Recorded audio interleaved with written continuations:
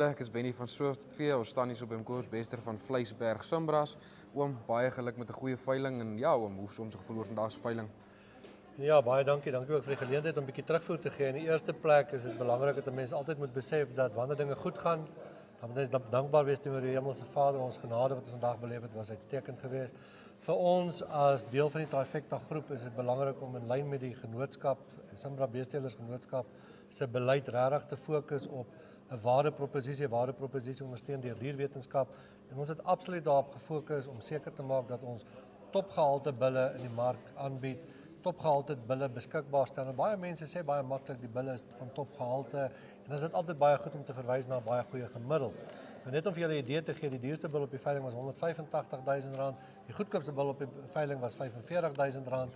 Ons het oor die 29 lotte wat deur die ring gegaan het ons 'n gemiddeld van net onder R94.000 gehandhaaf, wat uitsonderlik goed is.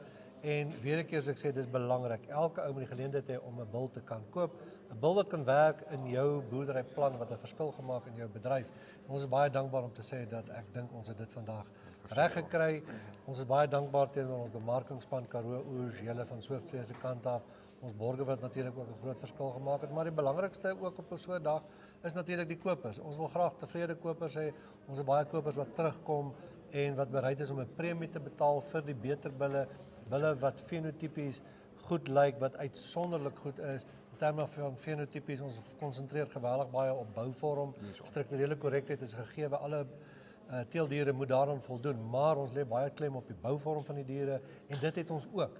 En dit kombineer ons ook met teelwaardes wat die koper kan in staat stel om spesifieke doelwitte binne sy kudde te kan bereik. So ons is baie dankbaar op hierdie dag. Jy weet, as ek vat onder die huidige back and closure bekommernisse dat ons so 'n tipe veiling kon aanbied. Geweldig dankbaar teenoor ons Hemelse Vader, maar verseker ook teenoor die publiek. Verseker. Maar nee, baie dankie dat jy kon deel wees van ons spesiale dag vandag oom en sterkte vir die pad vorentoe oom. Baie dankie. Dankie oom.